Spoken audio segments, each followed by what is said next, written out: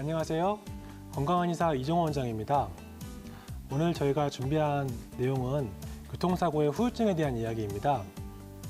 이제 봄철이 돼서 외부 활동을 많이 하시는데요.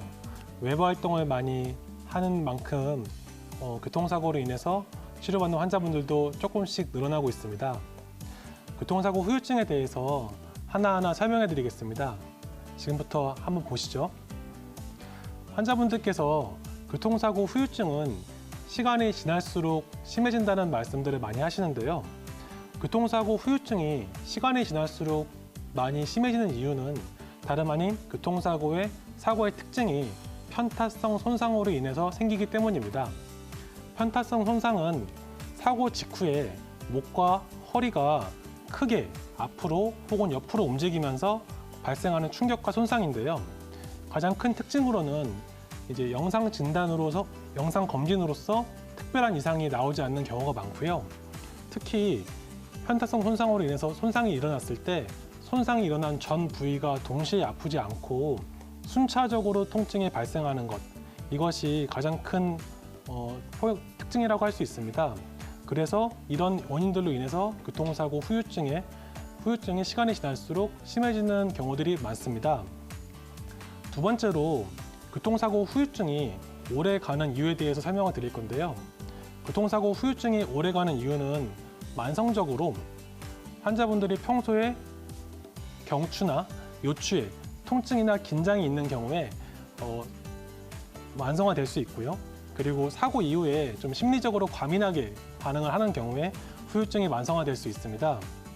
특히 6주 이내, 그러니까 급성기, 아급성기에 해당하는 적절한 치료를 받지 않는 경우에 이 후유증이 만성화될 수 있는데요. 대표적인 교통사고 후유증의 증상을 예를 좀 들어서 설명해 드리면요.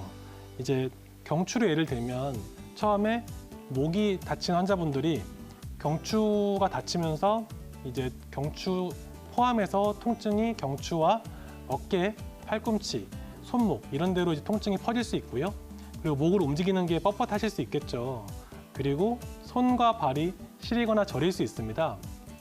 요즘 환자분들 중에서 가장 많이 호소하는 증상 중에서는 외상후 스트레스 증후군, 사고 이후에 환자분들께서 놀라고 불안하고 혹은 사고 후에 불면증이 오는 경우가 많은데요. 사고 후 불면증 같은 경우에 가장 대표적인 교통사고 후유증의 증상 중에 하나라고 할 수 있겠습니다. 세 번째로 교통사고 후유증의 진행 과정을 설명드릴 텐데요. 교통사고 후유증의 진행 과정은 사실 교통사고의 특징을 그대로 반영하고 있습니다. 제일 먼저 사고가 난 직후에 통증이 모두 발생하지 않고 급성기, 그러니까 7일 정도, 사고가 나고 나서 일주일 정도 안에 통증이 점차적으로 심해진다는 것입니다. 손상은 동시에 일어났는데 문제가 차례대로 생기는 것이죠. 그래서 통증이 점점점 올라가고요. 급성기를 지나고 나면 아급성기에 들어가는데 아급성기와 회복기에 걸쳐서 후유증 치료를 하게 됩니다. 가장 대표적인 이제 통증의 예를 좀 드리면 예컨대 이 회복기의 치료는 호전과 악화를 반복하는 것인데 목과 어깨의 환자분을 치료를 하고 있다가 이제 무릎을 갑자기 치료해야 되는 경우, 허리와 무릎을 치료하고 있는데 어깨를 치료해야 되는 경우, 혹은 어느 정도 치료가 마무리된 허리가 다시 아픈 경우들, 이런 경우들이 호전과 악화를 반복하면서 회복이 되게 됩니다. 그래서 보통 3주 정도의 집중 치료 기간을 거치고 3개월 정도의 관리 치료를 통해서 후유증을 관리하면 좋겠다라고 조언드리고 있습니다. 그래서 환자분들께서 적절한 교통사고의 치료 기간을 많이 물어보시는데요. 사실 초기에 제대로 치료받지 못한 환자분들의 50% 이상이 장기적인 교통사고 후유증을 호소하시는 경우가 많습니다. 특히 그중에서 4분의 1에서 2분의 1 정도가 일상생활에서도 많이 불편한 것들을 호소하시는데요. 사실 교통사고 치료는 그렇기 때문에 증상이 심하지 않더라도 첫 3주 정도는 초기 치료를 집중적으로 잘 받는 게 매우 중요하다라고 말씀드릴 수 있겠네요. 교통사고의 이제 치료 기간을 말씀을 드릴 건데요. 그래서 이 교통사고가 보통 난 뒤에 교통사고의 특징이 반영된 치료 기간에 대해서 말씀을 드릴 거예요. 이제 제가 말씀드렸던 급성기, 아급성기, 회복기, 후유증기가 있는데 이제 거기에 맞춰서 국가에서 치료기간을 부여한 기간이 있습니다. 예컨대 급성기와 아급성기는 총 3주의 기간인데요. 이 급성기 7일, 아급성기 3주, 그래서 총 3주의 기간 동안에는 치료가 매일매일 받을 수 있고요. 그래서 집중적으로 관리하시는 거고 3주 이후부터 3개월까지는 회복기로 보기 때문에 이 회복기 동안에는 주 3회 동안 치료를 하면서 교통사고의 후유증을 예방할 수 있겠습니다. 혹시 3개월 이후까지도 이제 아프신 경우가 있어요. 후유증이 남는 경우에는 주 2회 혹은 주 1회 정도 후유증을 치료 관리하면서 진행하시게 됩니다. 교통사고 치료에서 한의원에서 어떤 치료를 하는지 환자분들이 많이 물어보시는 경우들이 있는데 대표적인 치료들을 소개를 해드릴 생각입니다. 교통사고 치료에서 환자분들이 가장 많이 그리고 가장 적극적으로 받는 치료, 가장 중요한 치료는 바로 추나요법입니다. 추나요법은 교통사고에서 받을 때 여러 가지 추나요법의 기술들이 있는데요. 가장 대표적으로는 경근추나. 경근추나는 사고 후의 근육통을 치료하는 건데 근막을 풀어서 근육을 풀어서 도와드리는 치료고요. 두 번째는 전골추나.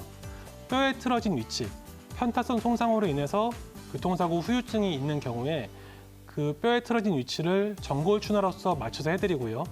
세 번째는 운동요법.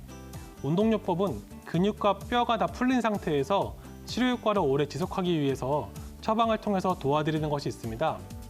이렇게 추나요법을 경근추나, 전골추나, 그리고 운동요법을 통해서 총 20회에 걸쳐서 치료를 받으시게 되면 교통사고 후유증 예방에 굉장히 도움이 된다고 할 수 있겠죠. 그리고 한약치료가 21에 포함되어 있는데요. 한약치료 같은 경우에는 굉장히 효과가 뛰어납니다. 어떤 부분이 좋냐면 환자분들의 체질에 맞춰서 들어가고 또 환자분들의 사고에 맞춰서 증상에 맞춰서 진맥을 통해서 한약치료의 처방들이 들어가기 때문에 환자분들에게 도움이 될 수 있습니다. 그리고 부항치료, 침치료를 통해서 근육을 풀고 경락을 순환시키는 것도 중요하고요. 역시 뜸치료, 이런 것들을 통해서 근육을 살리는 것도 굉장히 중요하다고 할 수 있겠네요. 물리치료를 통해서 순환을 시키고요. 마지막으로는 약침치료를 통해서 해당 관절에 영양을 공급하고 도움을 줄 수 있는 치료를 진행을 하고 있습니다. 마지막으로 교통사고 후유증에서 환자분들의 한의학 치료 만족도에 대해서 이제 말씀을 드리고 싶은데요. 사실 굉장히 대부분의 환자분들께서 많이 만족을 하고 계세요. 왜냐하면 보통 내가 사고가 나서 아프면 해당 관절이 아픈지 안 아픈지만을 놓고 따지게 되는데 그런 부분들보다는 몸을 근본적으로 이해하고 관절을 회복시켜서 통증을 좋아지게 하고 통증을 좋아지게 하면서 후유증을 예방하는 방식의 치료가 훨씬 더 환자분들에게 근본적인 치료라고 할 수 있겠죠.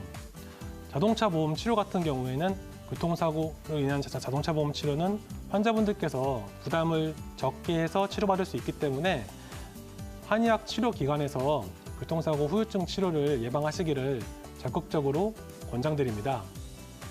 이상으로 건강한 의사 이정호 한의사였습니다.